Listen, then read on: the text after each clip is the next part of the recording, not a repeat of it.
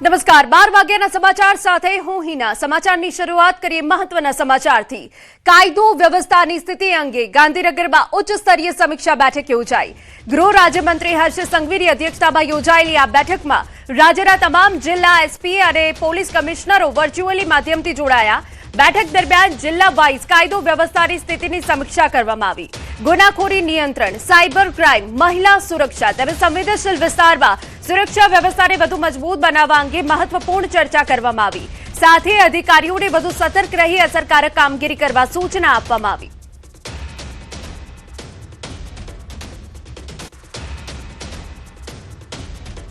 અમારા સંવાદદાતા ગીતા મહેતા વધુ વિગતે વાત કરવા જોડાયા છે ગીતા પૂરી અપડેટ જી મોડી રાત્રે ડેપ્યુટી સીએમ અને જેમની પાસે ગૃહ ખાતું પણ છે તેવા હર્ષ સંઘવીએ એક વિશેષ બેઠક યોજી હતી ખાસ કરીને સાયબર ગુનેગારો ઉપર રાજ્યમાં હવે ઓપરેશન મ્યુઅલ હન્ટ 2.0 શરૂ થનાર છે રાજ્યમાં સતત વધી રહેલા સાયબર ગુનાઓને કાબૂમાં લેવા ગુજરાત સરકારે હવે વધુ આક્રમક અને સુવ્યવસ્થિત કાર્યવાહી શરૂ કરવાનો નિર્ણય લીધો છે એના જ ભાગરૂપે ગઈકાલે મોડી રાત્રે એક બેઠક મળી હતી રાજ્યના નાગરિકોને ડિજિટલ દુનિયામાં સુરક્ષિત રાખવા અને સાયબર ગુનેગારોના નેટવર્કને મૂળમાંથી નાબૂદ કરવા ગૃહ રાજ્યમંત્રી હર્ષ સંઘવીની અધ્યક્ષતામાં ઉચ્ચસ્તરીય સમીક્ષા બેઠક યોજાઈ હતી વિડીયો કોન્ફરન્સના માધ્યમથી યોજાયેલી આ બેઠકમાં રાજ્યભરના પોલીસ અધિકારીઓ જોડાયા હતા બેઠક દરમિયાન સાયબર ફ્રોડમાં ઉપયોગમાં લેવાતા કહેવાતા મ્યુઅલ એકાઉન્ટ સામે રાજ્યવ્યાપી ઝુંબેશ શરૂ કરવાનો મહત્વપૂર્ણ નિર્ણય લેવામાં આવ્યો છે આ અભિયાનને ઓપરેશન મ્યુઅલ હન્ટ 2.0 નામ આપવામાં આવી છે ડેપ્યુટી સીએમએ તમામ જિલ્લાઓ અને શહેર પોલીસ તંત્રને તાત્કાલિક અસરથી અભિયાન અમલમાં મૂકવાના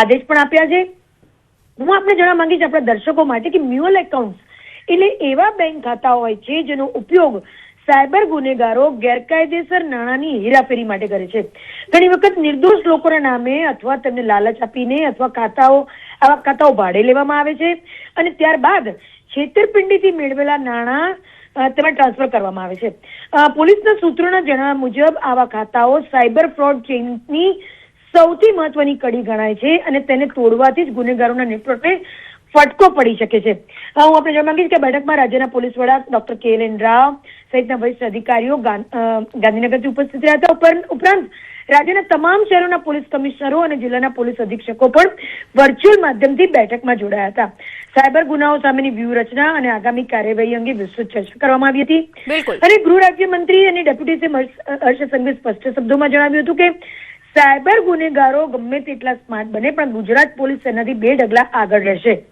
નિર્દોષ નાગરિકોની મહેનતની કમાણી લૂંટનારા તત્વોને પણ કોઈ પણ સંજોગોમાં છોડવામાં નહીં આવે બેઠકના અંતે તમામ જિલ્લા પોલીસ વડાઓને બેંકો અને નાણાકીય સંસ્થાઓ સાથે વધુ સઘન સંકલન સાધવા પણ સૂચના આપવામાં આવી હતી અને શંકાસ્પદ બેંક ખાતાઓને ઝડપથી ઓળખીને તાત્કાલિક ફ્રીઝ કરવાની તેમજ આવા ગુનાઓમાં સંડોવાયેલા એજન્ટો અને મધ્યસ્થીઓને શોધી કાઢી તેમની સામે કાયદેસરની કાર્ય કરવાની પણ જવાબદારી સોંપવામાં આવી છે અને આ ઉપરાંત દરેક જિલ્લામાં વિશેષ સ્ક્વોડની રચના કરીને સાયબર ફ્રોડના કેસોનું મોનિટરિંગ નાણાંના પ્રવાહનું ટ્રેકિંગ અને મ્યુઅલ એકાઉન્ટ્સના સમગ્ર નેટવર્કને ધ્વસ્ત કરવાની પણ સૂચનાઓ આપવામાં આવી છે જી બિલકુલ આભાર તમામ વિગતો બદલ સમાચારમાં આગળ વધીએ તો ગાંધીનગરના 47 સ્થળોને નો ડ્રોન ઝોન જાહેર કરાયા છે સચિવાલય રાજભવન મહાત્મા મંદિરનો સમાવેશ થાય છે 19 સ્થળો રેડ ઝોન 28 સ્થળો યલો ઝોનમાં 2 કિલોમીટર વિસ્તાર સુધી ડ્રોન ઉડાવવા પર પ્રતિબંધ 29 જૂન સુધી આદેશ અમલમાં રહેશે નિયમ ભંગ કરનાર સામે કડક કાર્યવાહી પોલીસ અને સુરક્ષા એજન્સીઓની છૂટછાટ અપાઈ સુરક્ષા મજબૂત કરવા વહીવટી તંત્રનો નિર્ણય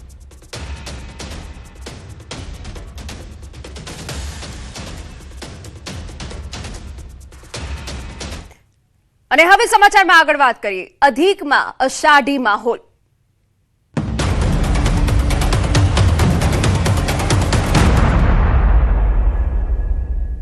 સમાચાર સુરતમાંથી ઉધના વિસ્તારમાં એવો વરસાદ પડ્યો કે વરસાદી પાણી ભરાઈ ગયા નીચાણવાળા વિસ્તારોમાં પાણી ભરાયા રસ્તાઓ પર પાણી ભરાવાથી સ્થાનિકોની અવરજવરમાં મુશ્કેલી વાહન ચાલકોને પણ ભારે હાલાકીનો સામનો ડ્રેનેજ વ્યવસ્થા સામે સ્થાનિકોએ સવાલ ઉઠાવ્યા પાણીના નિકાલ માટે તંત્રની કામગીરીની માંગ ઉઠી છે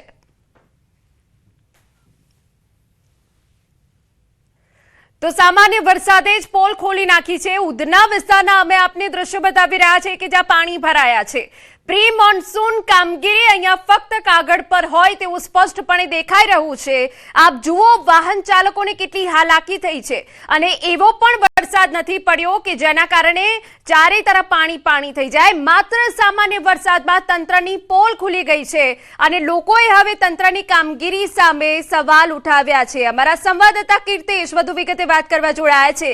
કીર્તેશ, જે રીતે પાણી ભરાયા છે, નથી લાગતું કે પ્રી મોન્સૂન કામગીરી થઈ છે?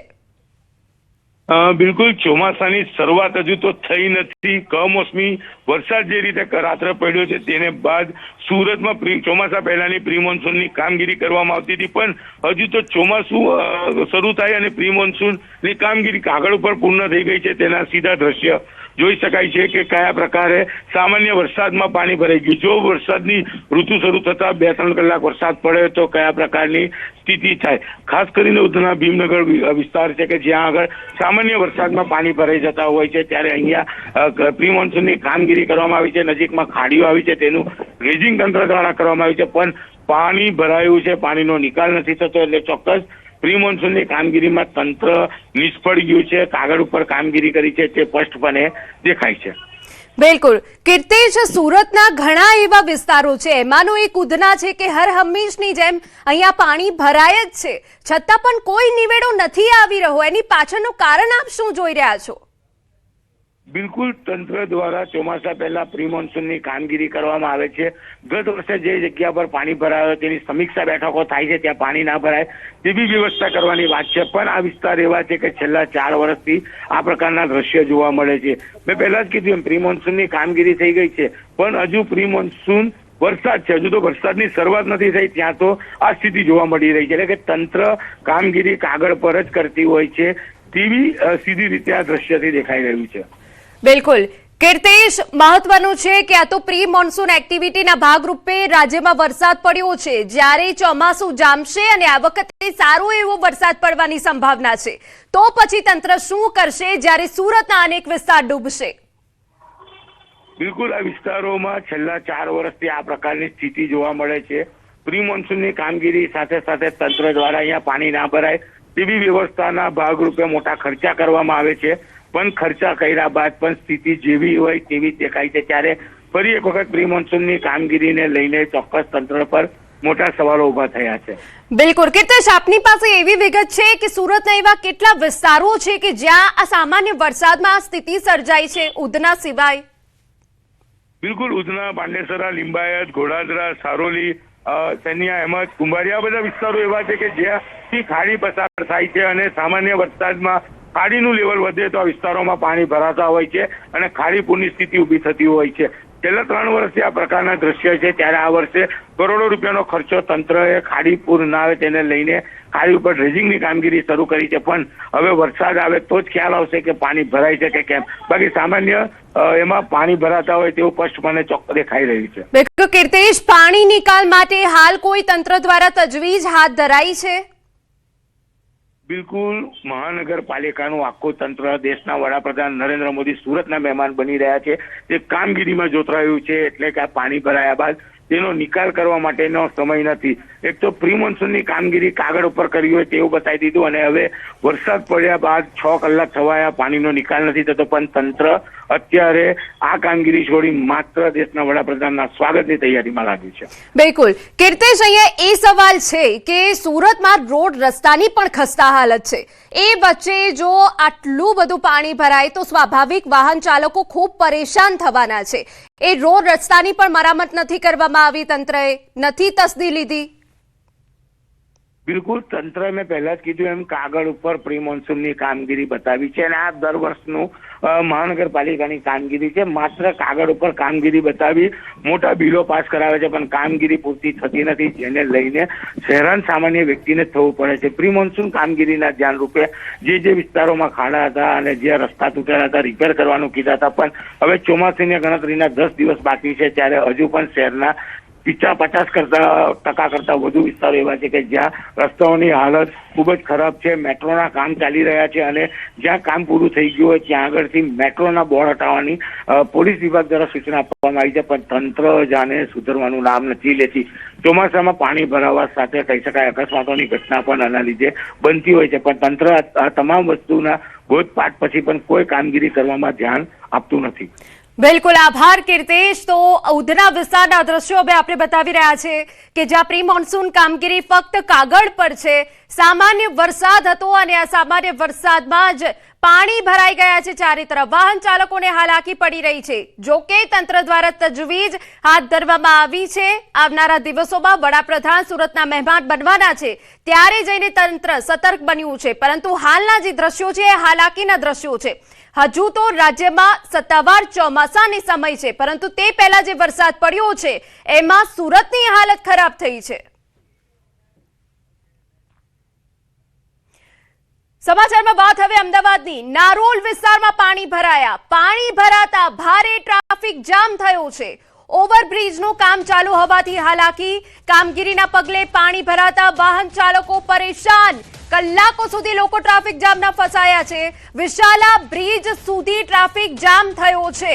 આપને વિગતો આપી દઈએ કે જ્યાં ઈસનપુરથી લઈને વિશાલા બ્રિજ સુધી ભારે ટ્રાફિક જામ થયો છે. કલાકો સુધી લોકો અટવાયા છે. વરસાદી પાણી ભરાયા છે અને એક તરફ ઓવરબ્રિજની કામગીરી ચાલી રહી છે, જેના કારણે વાહન ચાલકોને હાલાકી ભોગવવાનો વારો આવ્યો છે. સામાન્ય વરસાદમાં જ પાણી થઈ ગયું છે. આ બે તસવીરો અમે આપને બતાવી રહ્યા છે કે ગત રાત્રે જે વરસાદ પડ્યો તેના કારણે લોકોને હાલાકી પડી છે. આ સામાન્ય વરસાદમાં તંત્રની પોલ છતી થઈ ગઈ છે. સુરતના ઉધના વિસ્તારમાં પાણી ભરાઈ ગયા. તો અમદાવાદની આ સ્થિતિ છે કે પૂર્વ વિસ્તાર ગણાતા એવા ઈસનપુરથી વિશાલા બ્રિજ સુધી ભારે ટ્રાફિક જામ સર્જાયો છે, જેના કારણે કલાકોથી લોકો અટવાયા છે.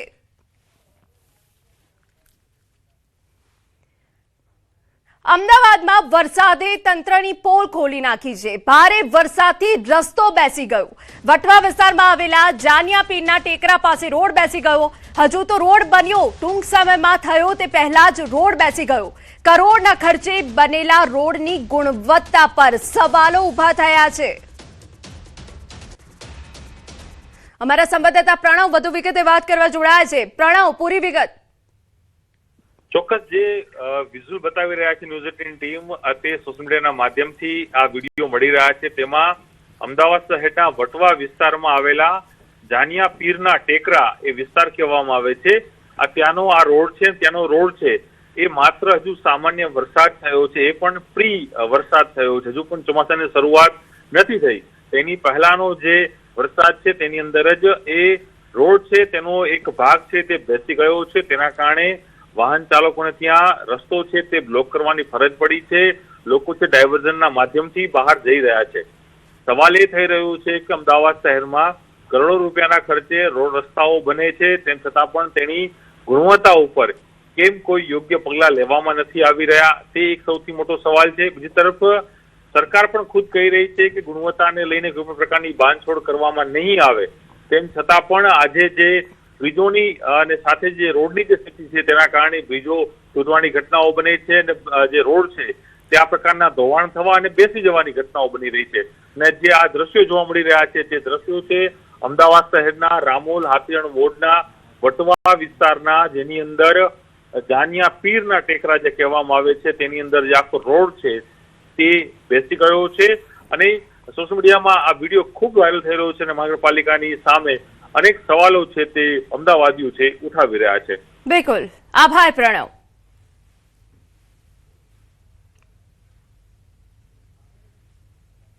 ક્યાંક પાણી ભરાયા, ક્યાંક પતરા ઉડ્યા તો ક્યાંક વૃક્ષો ધરાશાયી થયા. રાત્રે ખબકેલા પવન સાથેના વરસાદે ભારે તારાજી સર્જી. રાત્રે પડેલા વરસાદ બાદ નુકસાનીના નિશાન સવારે પણ દેખાયા. ખેડામાં તોફાની વરસાદે તાંડવ મચાવ્યું તો પાલનપુરમાં મિની વાવાઝોડાએ કાળો કેર વર્તાવ્યો. અરવલ્લીના મોડાસામાં પાણી ભરાતા હાલાકી ભોગવવી પડી. આ તરફ ખેડામાં પ્રી મોન્સૂન કામગીરીના લીરા ઓઢ્યા હોય તેવા દ્રશ્યો સામે આવ્યા. તો અમદાવાદના નારોલથી વિશાલા સુધી ટ્રાફિક જામ થતા ઓફિસ તરફ જતા લોકોને ભારે મુશ્કેલીનો સામનો કરવો પડ્યો. મોડી રાત્રે પવન સાથે ખાબકેલા તોફાની વરસાદે રાજ્યના કેટલાય વિસ્તારોને ધમરોડી નાખ્યા। મિની વાવાઝોડા જેવા માહોલથી ઊભા પાકને મોટા પાયે નુકસાન થયું હોય એવા દ્રશ્યો સામે આવ્યા। છોટાઉદેપુર અને ખાસ કરીને બનાસકાંઠામાં તબાહીના દ્રશ્યો સામે આવ્યા। કેટલાક સ્થળોએ પશુના પણ મોત નીપજ્યા તો કેટલાક ભાગોમાં ભારે પવન ફૂંકાતા લોકોએ બાંધેલા છાપરા પણ ઉડી ગયા। પવન એટલો જોરદાર હતો કે મસમોટા વૃક્ષો પણ ધરાશાયી થઈ ગયા। હજી તો ચોમાસાનું આગમન પણ નથી થયું ત્યારે ચોમાસા પહેલા મેઘરાજાએ ધમાકેદાર ટ્રેલર બતાવી દીધું।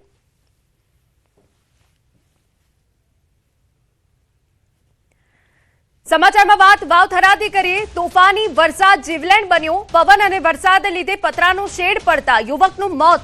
માડકા ગામે યુવકનું મોત થયું છે। પતરાના શેડની એંગલ માથાના ભાગે વાગતા મોત નીપજ્યું। અમારા સંવાદદાતા કિશોર વધુ વિગતે વાત કરવા જોડાયા છે। કિશોર, પૂરી વિગત। ચોક્કસથી વાવ થરાદ જિલ્લાની અંદર જે રાત્રે ભારે વરસાદ જે વરસ્યો હતો તેને લઈને મોતની બે ઘટનાઓ પણ સામે આવી છે। માડકા ગામની અંદર પતરાનો શેડ જે યુવક ઉપર પડ્યો હતો અને યુવકને પતરાના શેડની જે લોખંડની એંગલ હોય છે તે માથાના ભાગે વાગતા ભગવાનભાઈ પટેલનું કરુણ મોત નીપજ્યું છે। તેમના મૃતદેહને પીએમ માટે થરાદ રેફરલ હોસ્પિટલમાં ખસેડવામાં આવ્યો છે।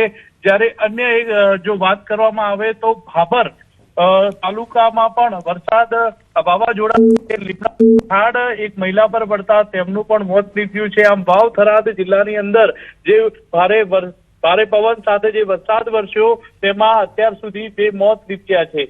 હિના, બિલકુલ કિશોર, જોડાયેલા રહેજો। આ તરફ અહેવાલ આપી દઈએ। વાવ થરાદમાં તોફાની વરસાદથી નુકસાન। વરસાદના કારણે થરાદ એપીએમસીમાં રાખવામાં આવેલી જણસ પલળી। ખુલ્લામાં પડેલી બાજરી, રાયડો સહિતની જણસીની બોરીઓ વરસાદમાં પલળી ગઈ છે। ખેડૂતોની ઉપજને પણ નુકસાન પહોંચતા ચિંતાનો માહોલ છે। કિશોર અમારી સાથે સડક જોડાયેલા છે। કિશોર, બાજરી, રાયડો સહિતની જણસી બોરીઓ પલળી ગઈ છે, શું વિગત? ચોક્કસથી ડીસા બાદ હવે વાવ થરાદ જિલ્લાના મુખ્ય મથક થરાદ એપીએમસી માંથી પણ અનાજ પલળ્યું હોવાના સામે આવી રહ્યું છે। મહત્વની વાત તો એ છે કે થરાદ એપીએમસી દ્વારા ખેડૂતો તેમજ વેપારીઓને પહેલાથી જ સૂચના આપવામાં આવી હતી કે વરસાદની આગાહી છે તેને લઈને જર્સી જે છે તે પતરાના શેડ પર અથવા શેડ નીચે અથવા ઢાંકીને રાખવી જોઈએ। છતાં પણ થરાદ એપીએમસી ના અંદર જે બાજરી, રાયડો ની જણસીની બોરીઓ છે તે ખુલ્લામાં પડી હતી અને આ બોરીઓ વરસાદ આવવાના લીધે પલળતા અત્યારે તો વેપારીઓ તેમ જે નુકસાન થઈ રહ્યું છે। મહત્વની વાત એ છે કે અનેક વાર હવામાનની આગાહીને લઈને સૂચનાઓ આપવામાં આવતી હોય છે માર્કેટયાર્ડ દ્વારા, પરંતુ તે સૂચનાઓનું પાલન ન થતા નુકસાનીનો વારો આવતો હોય છે। હિના, બિલકુલ, આભાર। વાવ થરાદ પંથકમાં મોડી રાત્રે વરસાદ। વીજળીના કડાકા ભડાકા સાથે વરસાદ। ભારે પવન ફૂંકાતા પાકને નુકસાન। ઊભી બાજરી આડી પડી જતા નુકસાન। કાપણી કરાયેલ અને ઊભા પાકને નુકસાન થવાની ભીતિ વચ્ચે ખેડૂતો ચિંતિત। જંબડા, લોરવાડા, વામી સહિત અનેક ગામોમાં વરસાદ।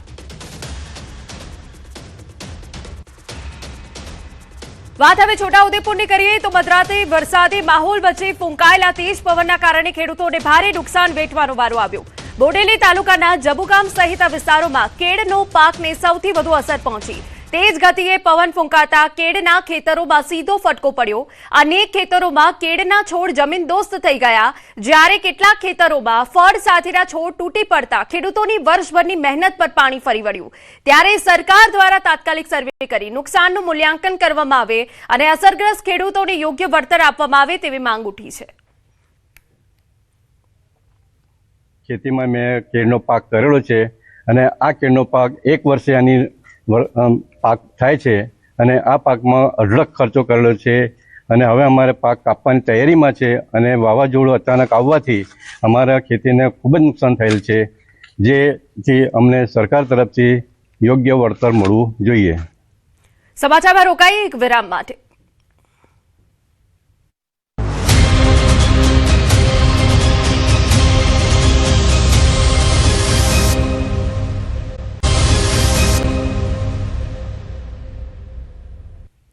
સમાચાર વડોદરામાંથી વીજ લાઇનમાં શોર્ટ સર્કિટની ઘટના બની. ગોરવા વિસ્તારમાં પવન ફૂંકાતા ઘટના, ધડાકાભેર બ્લાસ્ટ થતા અફરાતફરી મચી ગઈ. બ્લાસ્ટનો અવાજ દૂર સુધી સંભળાતા લોકોમાં ભયનો માહોલ. આસપાસના રહીશો ઘરની બહાર દોડી આવ્યા. ભારે પવન અને વરસાદના કારણે વીજ તંત્રને નુકસાન થયું છે.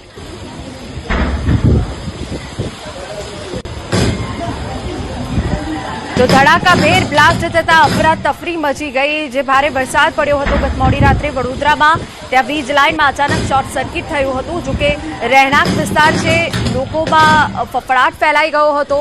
ગોરવા વિસ્તારની આ ઘટના છે કે ભારે પવન ફૂંકાવાના કારણે શોર્ટ સર્કિટની ઘટના બની. બ્લાસ્ટનો અવાજ દૂર સુધી સંભળાયો. ધડાકાભેર બ્લાસ્ટ થતા અફરાતફરી.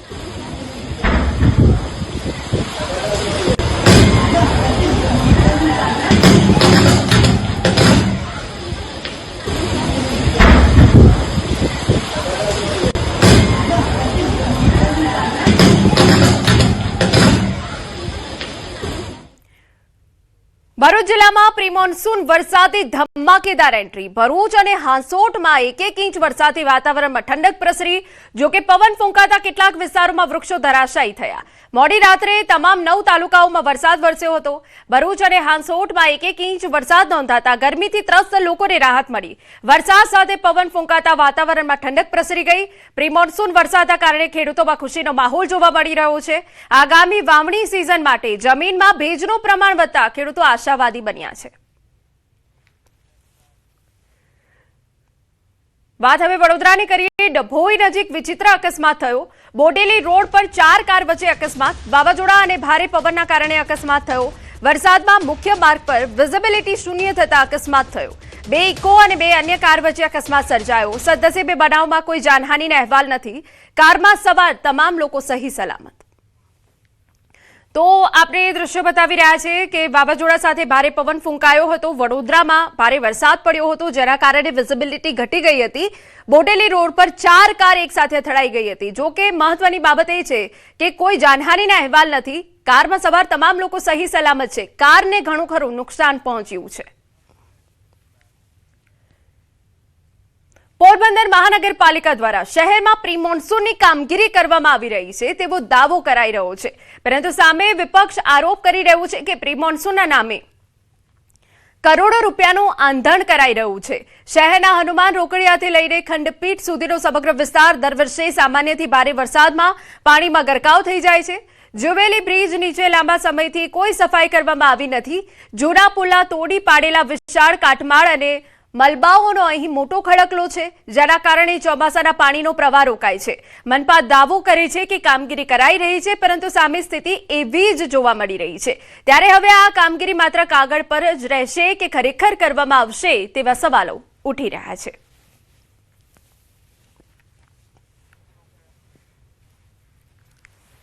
પાણીના નિકાલ માટેના સ્ટ્રક્ચર્સ બનાવવા અને પાઇપલાઇન નાખવાની કામગીરી ચાલી રહેલી છે. તેમજ જે શહેરમાં જે સાંઢિયા ગટર છે એની પણ સફાઈ કરવામાં આવેલી છે. તમામ જે વરસાદી ગટરો છે એની સફાઈ કરવામાં આવેલી છે. જે પ્રી મોન્સૂનની કામગીરીમાં જે ઓર્ડરો કરવાના હોય છે બધા ઓર્ડરો પણ કરી દેવામાં આવેલા છે. કરોડો રૂપિયાના કામ કરવા છતાંય પણ પોરબંદર દર વખતે પાણીમાં ડૂબેલું જ હોય છે. પણ ખરેખર જો મહાનગરપાલિકાને પ્રી મોન્સૂન કામગીરી કરવી હોય તો જે કડી જળાશય છે એમાં ગાંડી વેલના થોથા લાગી ગયા છે, એટલે એમાં પાણીનો વેણ જવાનો જ નથી. સમાચાર સુરતમાંથી. સીએનજી ભાવ વધારાના વિરોધમાં હડતાળ. રિક્ષા ચાલકોએ હડતાળ કરતા મુસાફરોને હાલાકી. કડોદરા, અંત્રોલી, વરેલી સહિત વિસ્તારમાં ચક્કાજામ. રસ્તા પર રિક્ષાઓ ઊભી રાખી ચાલકોનો ઉગ્ર વિરોધ. અન્ય રિક્ષાઓ રોકી પેસેન્જરોને ઉતારવાના દ્રશ્યો સામે આવ્યા. સીએનજીના વધેલા ભાવ તાત્કાલિક ઘટાડવા માંગ. ભાડામાં વધારો કરવાની માંગ સાથે રોષ. પોલીસ અને રિક્ષા ચાલકો વચ્ચે ઘર્ષણના દ્રશ્યો. વિરોધ પ્રદર્શન દરમિયાન વાતાવરણ તંગ બન્યું. પોલીસે સ્થિતિ પર નિયંત્રણ મેળવ્યું.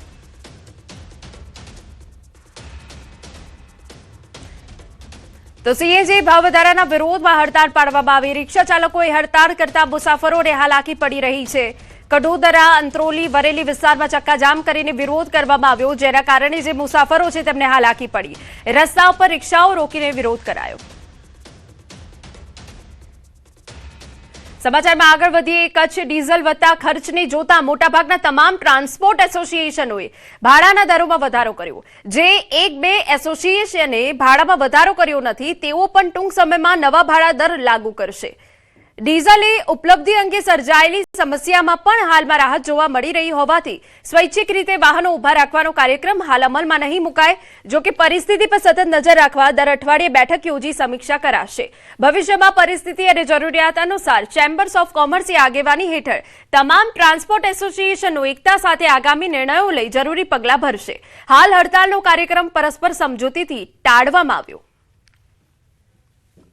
સાતવાતન આપ્યું હતું કે ભાઈ તમામ ટ્રાન્સપોર્ટરોને આવનારા દિવસમાં સહેલાથી મળી રહે પેટ્રોલ ડીઝલ એવા અમે પૂરતા પ્રયત્ન કરશો.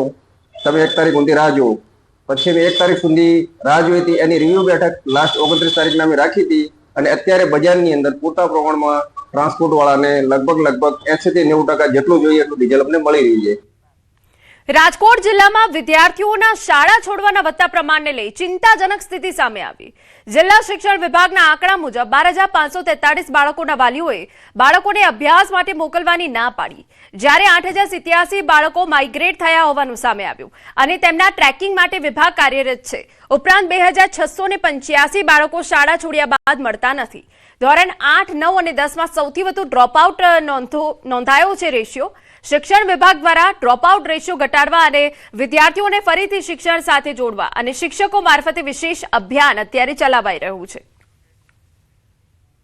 પરંતુ CTSમાં પ્રાઇવેટ શાળા હોય તો એ શાળાઓએ પોતાનું ટ્રેકિંગ પ્રોપર વેમાં ન કર્યું હોય તેના હિસાબે એ બાળકો ટ્રેક નહોતા થતા, તો એ બાળકોનું પણ અમે ટ્રેકિંગ પૂર્ણ કરેલું છે. હવે જે સૌથી વધુ બાબત જરૂરી છે એની ઉપર આવું છું. 8,087 જેટલા બાળકો એ માઇગ્રેટ થયેલા છે. આ માઇગ્રેટ થયેલા બાળકો એટલે રાજકોટ જિલ્લામાંથી અન્ય જિલ્લામાં કે રાજકોટ જિલ્લાના ગુજરાત રાજ્યના રાજકોટ જિલ્લામાંથી અન્ય રાજ્યમાં જતા રહેલા છે. આ બાળકોનું પણ ટ્રેકિંગ અત્યારે હાલ અમારું ચાલુ છે. સમાચારમાં અત્યારે બસ આટલું જ. આપ જોતા રહો News 18 ગુજરાતી. નમસ્કાર.